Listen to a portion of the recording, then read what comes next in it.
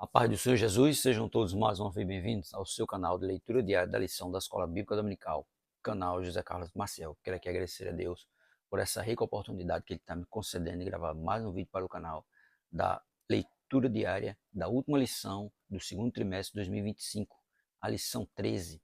A lição 13 que tem o tema a renovação da esperança, né? Porque Jesus morreu, mas ressuscitou e os discípulos estavam tristes, né? Achando que ele não ia ressuscitar, mas ele ressuscitou. Segundo trimestre de 2025, como você já sabe, tem o tema e o verbo se fez carne, Jesus sob o olhar do apóstolo do amor, ou seja, Jesus sob o olhar do apóstolo João, né? E João era o discípulo amado.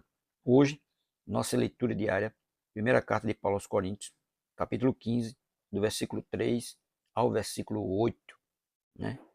Que tem como, esse capítulo 15 tem como tema a ressurreição. Diz assim a palavra de Deus.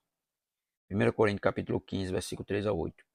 Porque primeiramente vos entreguei o que também recebi, que Cristo morreu por nossos pecados, segundo as Escrituras, e que foi sepultado e que ressuscitou ao terceiro dia, segundo as Escrituras, e que foi visto por Cefas e depois pelos 12. Depois foi visto uma vez mais por mais de 500 pessoas, dos quais vive ainda a maior parte, mas alguns já dormem. Depois foi visto por Tiago, depois por todos os apóstolos, e por derradeiro de todos me apareceu a mim também, a mim como a um abortivo, né? Porque Paulo foi o último, com o qual Jesus teve um verdadeiro encontro com ele, que Paulo era perseguidor da igreja, e Paulo mudou tremendamente. Cefas aqui, foi visto por Cefas, depois pelos 12, né? É Pedro, que Pedro tinha o nome de Cefas, depois Jesus mudou para Pedro. E depois foi visto por todos os apóstolos, e também, né? Teve um momento que ele se encontrou com os apóstolos e Tomé não estava. E Tomé ficou o quê? Tomé não acreditou que Jesus tinha realmente ressuscitado, mas depois Jesus vai, aparece a ele também e ele acredita, né? Porque muitas pessoas ali não acreditavam. Até mesmo os apóstolos, os discípulos, não estavam acreditando na ressurreição de Cristo, mas Cristo ressuscitou e ele vive, né? E ele está vivo hoje, né? Não está morto. O túmulo se encontra o quê? Vazio, porque ele está vivo. Primeira carta de Paulo aos Coríntios, capítulo 15, versículo 3 a 8, diz assim: o evangelho que Paulo anuncia é o mesmo que transforma vidas até hoje. É o mesmo que transforma a vida até hoje, né? O que muda o homem é o quê? É o evangelho, é a palavra, né? O Espírito Santo vai lá, convence ele do pecado, da justiça e do juízo, e ele vai se alimentando da palavra e ele vai sendo o quê? Transformado. Cristo morreu por nossos pecados, foi sepultado, ressuscitou ao terceiro dia e apareceu a muitos como prova da sua vitória. Ele apareceu a muitos, como diz aqui, né? No verso 4. E que foi sepultado e que ressuscitou ao terceiro dia, segundo as Escrituras, e que foi visto por Cefas e depois pelos 12. Depois foi visto uma vez por mais de 500 irmãos. Veja, ele foi visto por mais de 500 irmãos. E muitos daqueles irmãos, Paulo vai dizer que ainda estavam vivos naquela época. Uns já tinham morrido, mas outros ainda estavam vistos. E depois ainda foi visto quem? Por Tiago. E depois por todos os apóstolos. Né? Ele foi visto por todos. Todos viram ele vivo. Né? Vivo, e mostrou as marcas das perfurações dos cravos nas mãos, mostrou o furo da lança, né? Que ele foi perfurado com a lança no lado esquerdo, no lado direito, e ele mostrou tudo, comprovando que ele estava o quê? Vivo.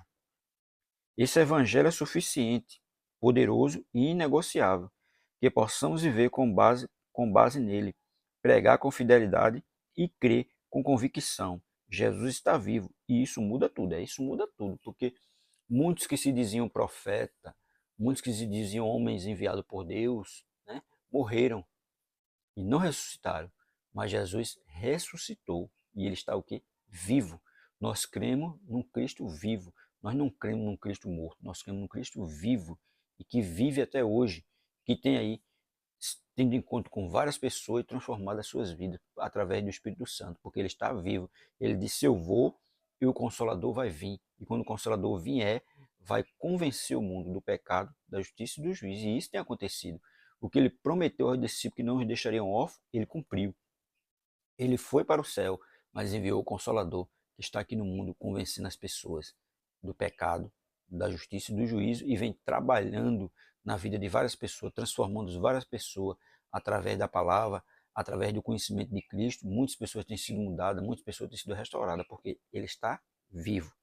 E o terceiro ponto da lição vai falar justamente sobre isso, né? Sobre a aparição de Jesus, né? A aparição de Jesus, convicção fortalecida. Porque os discípulos estavam tristes, cabisbaixo, né? Tudo ali, como é que pode? O nosso mestre foi embora, nosso mestre morreu, e agora? O que é que nós vamos fazer? Eles estavam aqui tudo triste, sem saber o que fazer. Aí diz assim: a aparição de Jesus ao apóstolo Tomé, que inicialmente demonstrou ceticismo quanto à ressurreição, revela como a presença viva do Cristo ressurreto dissipa dúvidas e fortalece a fé, porque Tomé não estava acreditando. Ele apareceu, né, aos discípulos, mas naquele momento Tomé não estava, e agora Jesus aparece a ele, né, para dissipar, revelar como a presença viva do Cristo ressurreto dissipa dúvida e fortalece a fé, né?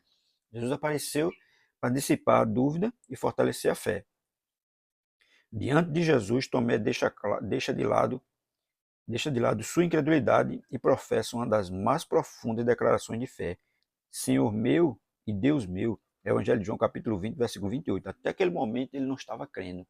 Mas quando Jesus aparece a ele, né, que Jesus ali apareceu especialmente a ele, para provar a ele que estava vivo, que ele não estava acreditando. E agora ele muda. Né? Veja como ele mudou. E ele professou, Senhor meu e Deus meu. Essa experiência não apenas consolidou a convicção dos discípulos, mas também reacendeu sua esperança no cumprimento das promessas eternas. Assim, a fé e a esperança dos discípulos de Cristo passaram a repousar sobre uma base segura, a realidade da ressurreição e a certeza da glorificação futura dos salvos. Porque até aquele momento, eu acho que não só ele também estava incrédulo, mas também outros. Né? Aí Jesus vem para dissipar a incredulidade deles, né? Para dissipar a dúvida, e vem o que? Fortalecer eles, mostrando a eles que o que ele falou foi cumprido.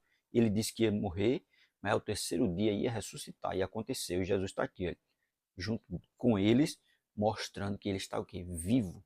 E as dúvidas foram tiradas, as dúvidas foram dissipadas, e agora ele crê.